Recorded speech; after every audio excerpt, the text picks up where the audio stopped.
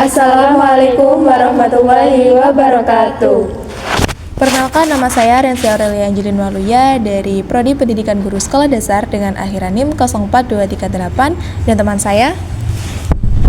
Perkenalkan, nama saya Daila Trizi Pradita dari Prodi Pendidikan Guru Sekolah Dasar dengan akhiran NIM 237. Saya Ana Aida Salma dari Program Studi Pendidikan Guru Sekolah Dasar dengan akhiran NIM 271. Saya Lina Sadana Ciptaifala Putri dari Prodi Hubungan Internasional dengan akhiran NIM 1052. Saya Bella Purnamasari dari Prodi Pendidikan Guru Sekolah Dasar dengan akhiran NIM 229. Secara bahasa, zakat berasal dari kata zaka yang berarti suci, bersih, tumbuh, berkembang, dan berkah. Sementara itu, secara istilah, zakat adalah sejumlah harta tertentu yang wajib dikeluarkan oleh seorang muslim yang telah memenuhi syarat untuk diberikan kepada orang-orang yang berhak menerimanya sesuai dengan ketentuan syariat Islam. Zakat merupakan rukun Islam yang keempat. Hal ini menunjukkan bahwa zakat memiliki kedudukan yang sangat penting dalam ajaran Islam. Kewajiban zakat seringkali disebutkan berdampingan dengan perintah sholat dalam Al-Quran. Dengan melaksanakan zakat, seorang muslim tidak hanya menunjukkan ketaatannya kepada Allah SWT, tetapi juga berkontribusi dalam membantu sesama manusia yang membutuhkan. Tujuan utama zakat adalah untuk membersihkan harta dan jiwa seseorang. Harta yang dimiliki manusia pada hakikatnya merupakan titipan dari Allah SWT. Oleh karena itu, dalam harta tersebut terdapat hak orang lain yang harus ditunaikan. Dengan mengeluarkan zakat, seseorang belajar untuk tidak bersikap kikir dan lebih peduli terhadap kondisi masyarakat di sekitarnya. Selain itu, zakat juga dapat mengurangi kesenjangan sosial antara golongan yang mampu dan golongan yang kurang mampu. Dalam Islam, zakat dibedakan menjadi dua jenis utama, yaitu zakat fitrah dan zakat mal. Zakat fitrah adalah zakat yang wajib dikeluarkan oleh setiap muslim menjelang hari raya Idul Fitri. Zakat ini bertujuan untuk menyucikan diri setelah menjalankan ibadah puasa Ramadan dan membantu masyarakat yang kurang mampu agar dapat merasakan kebahagiaan saat hari raya. Zakat fitrah biasanya dibayarkan dalam bentuk bahan makanan pokok sesuai dengan kebiasaan masyarakat setempat, atau dapat juga diganti dengan sejumlah uang yang setara. Jenis zakat yang kedua adalah zakat mal atau zakat harta. Zakat mal dikenakan pada harta yang dimiliki oleh seseorang apabila telah mencapai nisab atau batas minimum tertentu, serta telah dimiliki selama jangka waktu tertentu yang disebut haul. Harta yang termasuk objek zakat mal antara lain ada emas, perak, uang hasil perdagangan, hasil pertanian, peternakan, dan berbagai bentuk kekayaan lainnya yang memenuhi syarat. Penerima zakat telah ditentukan secara jelas dalam Al-Quran. Terdapat 8 golongan yang berhak menerima zakat, yang dikenal dengan istilah asnaf. 8 golongan tersebut adalah fakir, miskin, anil zakat, mu'alaf, hamba sahaya yang ingin memerdekakan diri, orang yang memiliki utang untuk kebutuhan yang dibenarkan, orang yang berjuang di jalan Allah, dan musafir yang kehabisan bekal dalam perjalanan. Dengan adanya ketentuan ini, penyaluran zakat dapat dilakukan secara tepat sasaran, sehingga manfaatnya benar-benar dirasakan oleh masyarakat yang membutuhkan. Zakat memiliki banyak manfaat, baik bagi individu maupun masyarakat.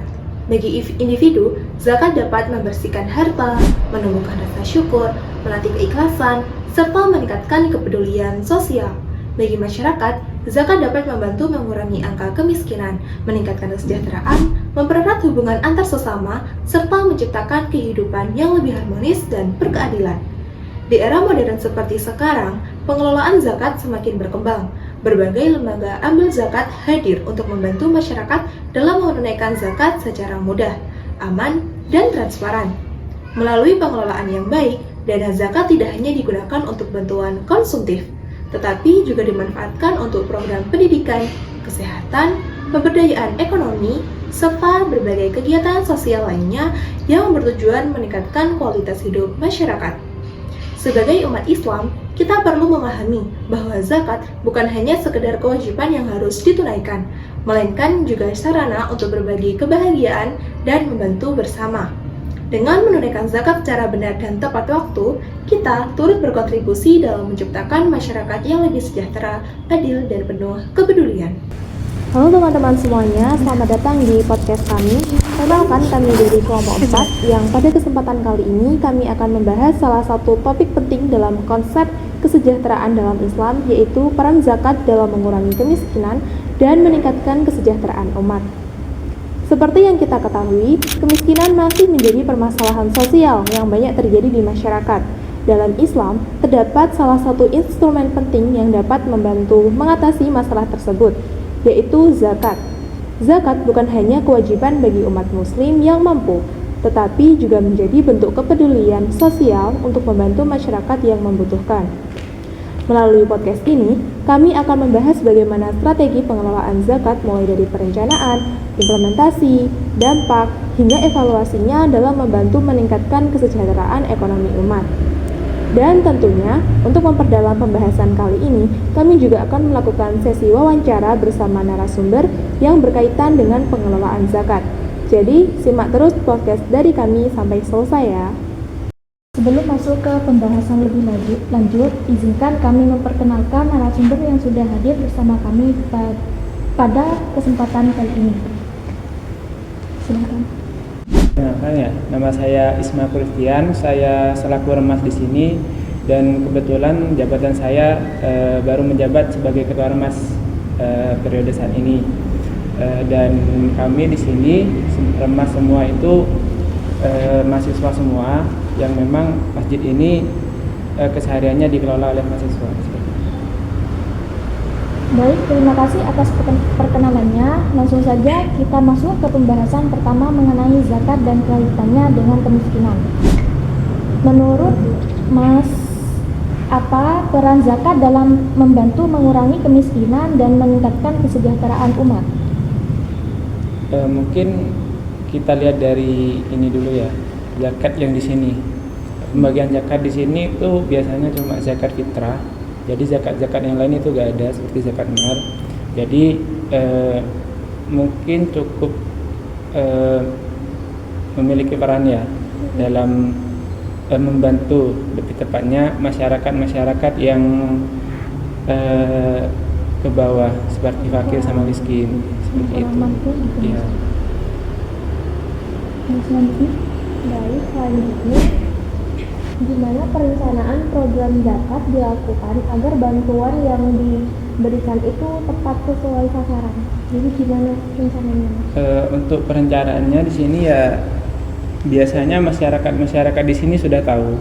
Jadi biasanya mulai dari pertengahan Ramadan itu kita mengumumkan setiap selesai sholat maghrib atau setiap buka bersama, itu kita mengumumkan bahwa telah dibuka penerimaan zakat. Dan biasanya kita di sini juga ada banner yang kita taruh di depan sini ya buat memberikan informasi ke orang-orang seperti itu. Jadi warga biasanya langsung menghubungi kami langsung ke bawah itu untuk menyerahkan zakatnya, seperti itu. Selanjutnya itu gimana proses pengumpulan zakat dari masyarakat hingga akhirnya itu dapat disalurkan kepada penerima? Ya, untuk proses pengumpulannya seperti yang saya bilang tadi, karena masyarakat di sini sudah tahu semua alurnya, jadi masyarakat biasanya itu langsung menghubungi kami, entah itu dari telah selesai sholat atau langsung mengontak kami biasanya. Karena masyarakat di sini juga banyak yang tahu kami, jadi banyak masyarakat juga yang melalui telepon terlebih dahulu atau langsung ke sini untuk menyerahkan zakatnya, seperti itu. Nah, dalam pelaksanaannya itu program zakat apa yang paling berdampak bagi masyarakat yang kurang mampu? Ya, seperti yang saya awal bilang tadi ya, program zakat di sini cuma zakat fitrah saja, dan tidak ada zakat yang lainnya. Jadi ya yang paling dirasa yang mungkin zakat fitrah itu. Kapan biasanya penyaluran zakat paling banyak dilakukan dan apakah ada waktu tertentu yang dianggap paling efektif? Nah, untuk penyaluran zakatnya itu biasanya kita sebagai remas itu sebelum menyalurkan itu ada penimbangan terlebih dahulu. Terus untuk disalurkannya itu biasanya tiap tempat itu sudah ada koordinatornya masing-masing.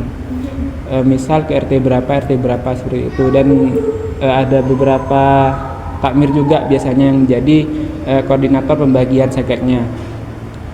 Dan kita biasanya menyerahkan kepada koordinator itu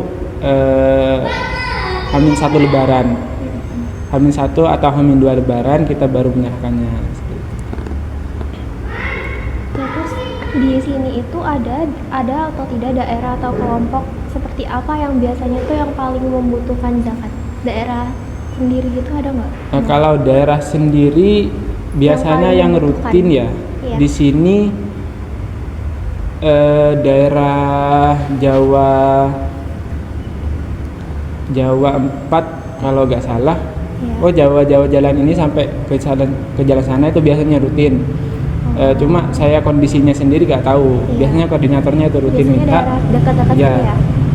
Dan biasanya kalau ada sisa sendiri kita paling ya agak banyak kok sisanya, paling cuma beberapa 10 atau beberapa gitu kita yang menyalurkan sendiri ke orang-orang yang kita lihat di jalanan gitu.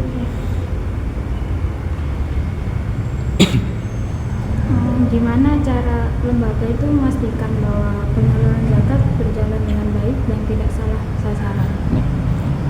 Untuk penyalurannya sendiri kan emang udah ada koordinatornya yang emang tahu kondisi lapangnya seperti itu.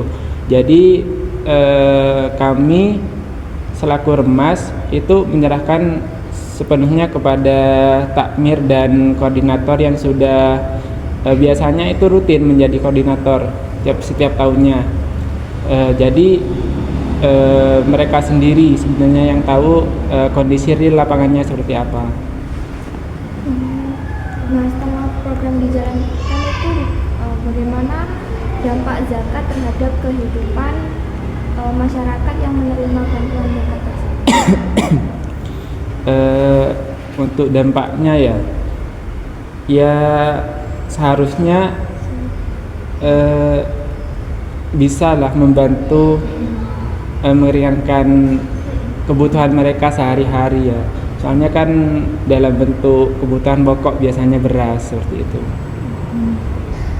Apakah juga terdapat kendala atau tantangan dalam pengelolaan dan penyaluran zakat kepada masyarakat itu? Kalau kendala sih sejauh ini nggak ada ya, karena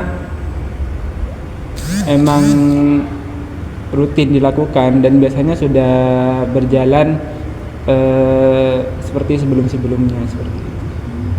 Jadi jarang ada kendala-kendala yang dapat menghambat program ini. Lalu ada evaluasi apa yang biasanya tuh dilakuin agar pengelolaan zakat itu biar jadi lebih efektif dan bermanfaat ke depannya? Untuk evaluasi mungkin cuma ini ya yang sering ya, daftar penerima zakatnya. Oh, yang dapat. Iya, itu biasanya dari koordinator sama takmir, itu ada setiap tahun tergantung jumlah zakat yang kita terima, itu biasanya selalu ada pembaruan penerimanya, biasanya nambah seperti itu. Nah, terakhir ya, apa harapan Masnya terhadap peran zakat dalam meningkatkan kesejahteraan umat di masa depan? Kalau harapan saya